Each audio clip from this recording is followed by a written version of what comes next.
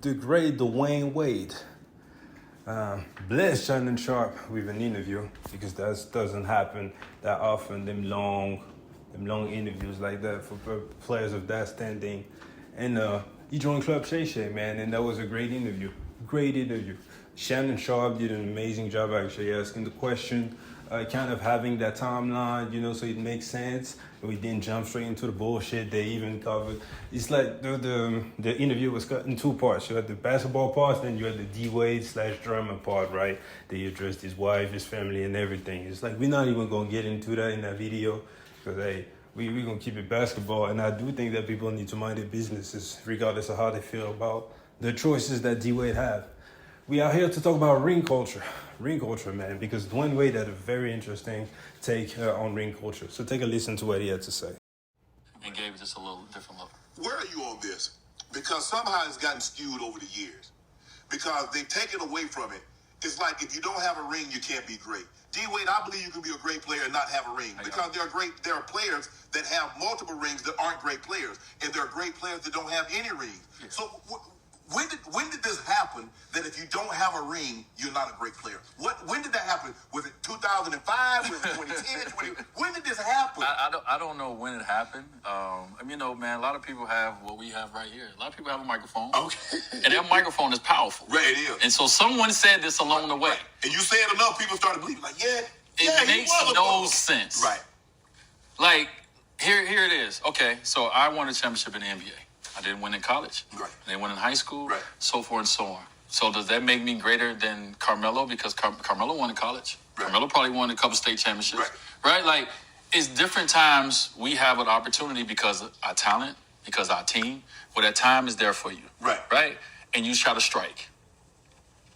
That doesn't happen just because you're a great player. Right. The organization got to do their part. Right? You got to put the right team around you. You got to put the right talent around you. Like, if you look at Allen Iverson and Philadelphia 76ers, they structured the right team around him to give this man a chance to be his individual great self. Take the ball out. And they did their role. Hey, you block shots at the rim. Yep. Eric Snow, if he throw it to you, you better shoot 10 or 15 feet only. Right. Like, they played their roles, right? And so, but it took the organization, it took the GM, it took everybody to make sure there was the right talent around AI. Right. So you're telling me AI is not great if he don't make the finals run, or if they don't bring in Mutombo, if they don't bring in these guys to open the floor for him to defend for him, all these things. And so that concept of a great player is not great because he didn't win a ring. Everybody can't win a ring. You have All right, so y'all heard the man. And yeah, man, we're going to get straight into it. I do not like ring culture, not one bit. Because I feel like it takes away from the layers. It takes away from too many key aspects of the game and how we should rank players, how the legacy of a player should be assessed, man. Because, first of all, the damage that it had now on the NBA as a whole is that it turned the regular season into a meaningless event.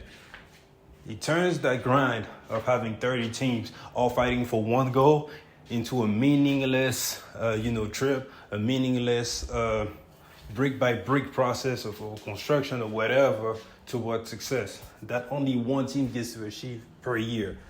It's still some franchises who have yet to win a ring in their history. The Denver Nuggets, congrats again, just won their first ring. The NBA came out in the early 1900s. You feel me? So, 1900s, sorry. So it just goes to show you that it's just a privilege to actually win a ring, and it's a lot that gets into it. It's not just, okay, you have a star, that star, if he's that guy, go get a ring. You have to have a great culture. You have to have a great fan base. You have to have a solid roster. That star has to be there, has to perform. Your team has to be healthy. Sometimes the officials may swing the way the stuff behaves. Sometimes, players may go through things on their personal life and they can't concentrate. It's just so much stuff that goes into it and that just impacts winning, So obviously, if you want to get into certain rooms, into certain conversations, if you do not have at least one ring, it's tough, but it should not take away from the way we rank these players, man. I feel like for me, ring is like part of a resume. This is something this is that one step that if you're going to call yourself a GOAT, you need to have. If you want to be in those conversations at least one time. And then we get to nitpick, but it shouldn't just be about rings. Like, for example, for the GOAT debate, I just hate that. The fact that For a lot of Jordan fans, Michael Jordan is the GOAT because he has 6 rings. And because he's 6-0 in the finals. That's amazing. I'm not taking away from that. But it shouldn't be your argument.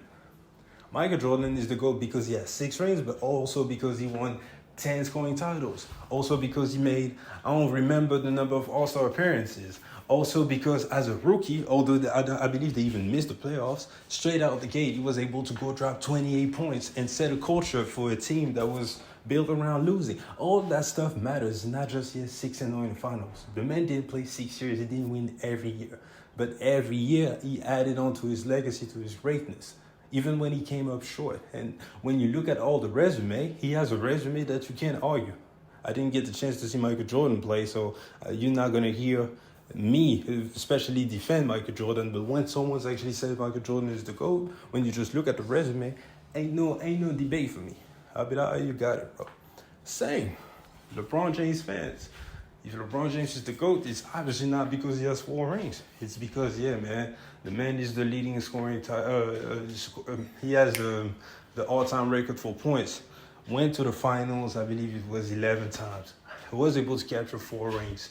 6-time All-Defense, 19-time All-Star, and I can keep going. You know, it's the whole thing. So I don't like the way people just run into rings to just simplify debates, and then they'll be like, okay, so it's that simple. Jordan has 6, Kobe has 5, LeBron has 4, so it should be in that order, because it makes no sense. I also don't like the people that just like to shit on ring and just bring up the greatness of guys like Bill Russell, for example, 11 rings, and just say, okay, so he has to be the GOAT. And then people use that to actually put down other players. It's like, it makes no sense to me. So I don't like ring culture just for that, man. I feel like, yeah, people need to add more context to everything.